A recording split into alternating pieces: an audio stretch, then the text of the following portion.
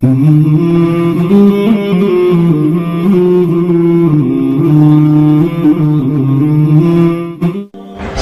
मेरा नाम प्रणव नायक है और मैं मर्चेंट नेवी में काम करता हूँ। मेरा सवाल ये है कि अकॉर्डिंग टू कुरान ये कहा जाता है कि जब कयामत का दिन आएगा तो उस वक्त अल्लाह जब सबको फिर से उठाएंगे तो कहा जाएगा कि अपनी कब्रों से उठो। तो हम हिंदुओं का क्या होगा, क्योंकि हमारी तो कोई कब्र नहीं होती। भाई साहब का सवाल है कि वो कहते हैं कि क़यामत के दिन जब अल्लाह ताला वापस से हमें दूसरी जिंदगी देंगे तो कहेंगे अपने कब्रों से उठो। हिंदू भाई साहब पूछे कि हिंदू लोग तो कब्र में दफनाए नहीं जाते, हिंदू बच्चे दफनाए जाते ना। हिंदू बच्चे, हिंदू मजहब में छोटा बच्चा है उसको जलाया नहीं जाता, उसको दफनाया जाता है। फिर भी कई मुसलमान है जो डूब के मरते हैं, जो जल के मरते हैं, उनको भी दफनाया नहीं जाता है, जिनकी हमें मिलती नहीं। ये जब अल्लाह ताला कहेंगे कि फिर से हम जिंदगी देंगे, जरूरी नहीं कि आप कब्र में से ही ले आ जाएंगे। जो भी इंसान मर चुका है उसके नई जिंदगी दी जाएंगे। कुरान मजीद में अल्लाह ताला फरमाता है कि अल्लाह उसमें जान डालेंगे, फिर मौत देंगे, फिर से जान डालेंगे। तो अल्लाह जान डालेंगे, चाहे वो कब्र में है, चाहे जलाया गया है, चाहे डूब गया है, जो भी हालत में है अल्लाह उस इंसान में फिर से जान डालेंगे। और अल्लाह ताला को जान डालना बहुत आसान है, चाहे आप दफनाए गए हैं या चाहे जला दिए गए। अल्लाह ताला फरमाते जब गैर मुस्लिम के एतराफ करते अल्लाह से और अल्लाह से पूछते हैं कि जब आप दफनाए जाएंगे और क़यामत के रोज जब इंसान उठाए जाएंगे तो अल्लाह ताला उनको हड्डियां को कैसे जोड़ेगा। जैसे आप पूछ रहे ना, अल्लाह ताला जो कब्र में उनको उठाएंगे, हम कब्र तो नहीं गए, तो लोग पूछते हैं, कुरान मजीद में इसका जिक्र है, सूरह क़याम में सूरह नंबर 75 आयत नंबर 3-4 में कि अल्लाह ताला हड्डियां को कैसे जोड़ेगा। तो अल्लाह ताला फरमाते हैं अल्लाह हड्डियां को ही नहीं जोड़ सकता है, आपके उंगलियों के पोर पोर को जोड़ सकता है। उंगलियों के पोर पोर, आप सोचते हो अल्लाह ताला क्यों कहता है क्या उंगलियों के पोर पोर को जोड़ सकता है। आज की साइंस ये कहती है, सर फ्रांसिस गोल्डिन एक साइंटिस्ट है जो सन 1880 में एक डिस्कवरी किए कि फिंगर प्रिंटिंग मेथड के दो इंसान करोड़ों लोगों में भी उनके फिंगरप्रिंट यकसा नहीं हो सकते।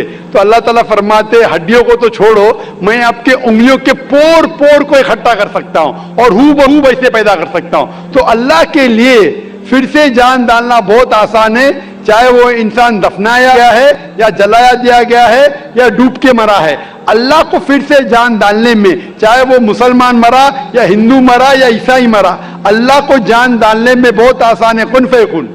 और फिर से हमें नई जिंदगी दी जाएंगी और फिर हिसाब किताब किया जाएगा। और हिसाब किताब में अगर आप अल्लाह के अहकामात पे अमल किए तो इंशाअल्लाह आप जन्नत में जाएंगे, इस दुनिया के इम्तिहान में सफलता पाएंगे। लेकिन अगर उनके अहकामात पे आपने नहीं चले, उनके मुताबिक नई जिंदगी बसर करे, तो आप इस जिंदगी में सफलता नहीं पाएंगे। सर एक्चुअली ये रिलीजन होना ही नहीं चाहिए मेरे ख्याल से। तो या तो बहुत सारा वॉर होता है, आपने बोला ब्रदरहुड होता है, तो एक्चुअली ये रिलीजन नहीं रहेगा तो ये ब्रदरहुड डेफिनेटली रहेगा, ह्यूमैनिटी रहेगा, नहीं तो वॉर भी नहीं रहेगा। तो रिलीजन होना ही नहीं चाहिए कॉन्सेप्ट। रिलीजन क्यों होता है, क्या आप हेल्प करेंगे उसके लिए? भाई साहब का सवाल है कि रिलीजन होना ही नहीं चाहिए, ये मजहब होना ही नहीं चाहिए। ये मजहब की वजह से वॉर होता है, झगड़ा होता है। आप कहते भाईचारा बढ़ता है, वॉर होता है। सिर्फ ह्यूमैनिटी होना चाहिए। भाई साहब नाम के माइक बैक्सन जॉर्ज। कौन से माइक्रोफोन पे हाथ ऊपर करेंगे? जॉर्ज बोलिए सर। पीछे वाले माइक्रोफोन। जॉर्ज भाई साहब से पूछूंगा, ये कहते कि मजहब होने की वजह से लड़ाई हो रही। भाई साहब क्या मैं आपसे लड़ रहा हूं? भाई साहब नहीं क्या मैं आपसे झगड़ रहा हूं? नहीं सर। हाँ क्या नहीं? नहीं सर। आप समझते मैं मजहबी हूं? हाँ सर। हूं ना?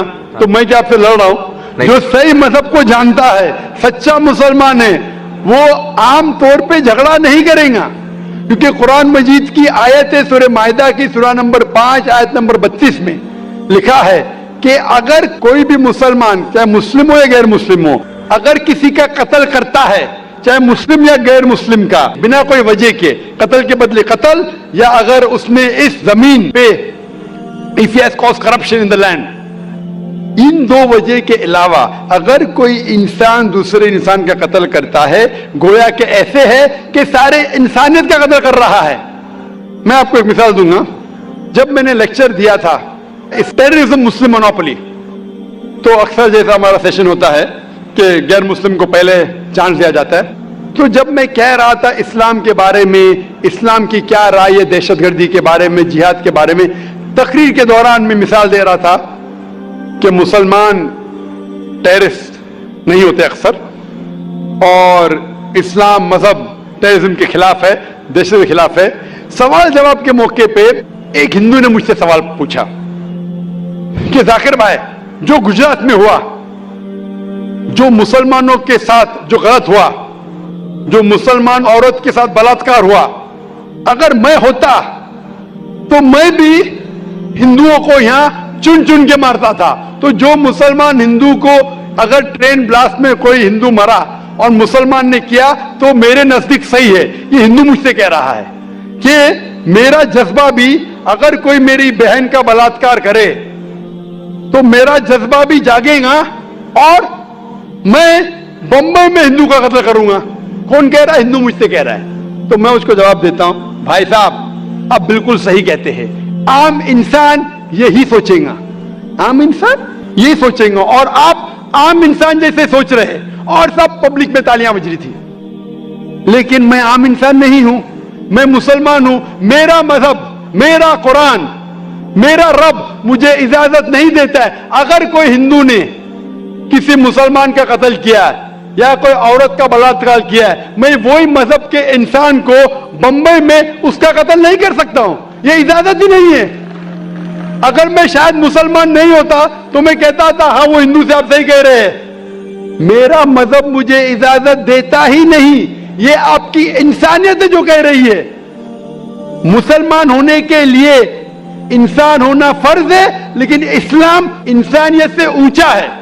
क्योंकि मैं मुस्लिम हूं, कितना भी जज्बा मुझ में होगा, लेकिन मैं मेरे रब, मेरे खालिक, मेरे अल्लाह सुब्हानहू व तआला के हुक्म के खिलाफ नहीं जा सकता हूं। जो शख्स ने कोई मुस्लिम औरत का बलात्कार किया उसको पकड़ो और उसको पुलिस के हवाले करो, पकड़ के सजा दो, लेकिन दूसरे इंसान को वही मजहब के अगर मैं कत्ल करूंगा, ये बिल्कुल इस्लाम के खिलाफ है।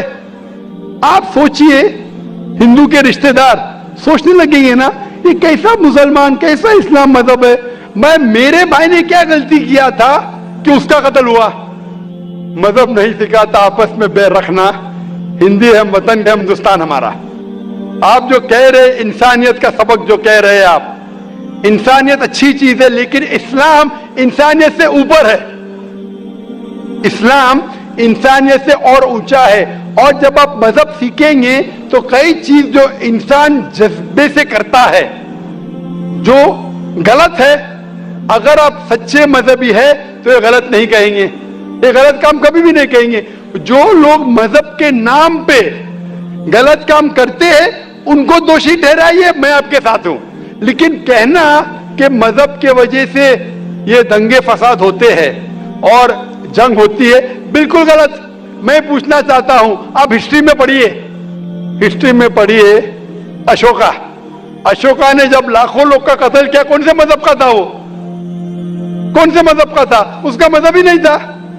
जितने लोग अक्सर कत्ल करते वो नाम के लिए होंगे, क्रिश्चियन या बुद्धिस्ट या कोई मुस्लिम होगा, लेकिन वो मजहब को फॉलो ही नहीं करते। आप तारीख में देखिए, आप तारीख अगर देखेंगे, मैं पूछना चाहता हूं कि जितने कत्ल आज हो रहे हैं, जितने कत्ल आप देखते हैं कि ये कत्ल क्यों हो रहे? अमेरिका अफगानिस्तान पर हमला क्यों किया? क्यों किया? मजहब के लिए। क्यों किया? दुनिया जानती है, ओपन सीक्रेट, तेल के लिए।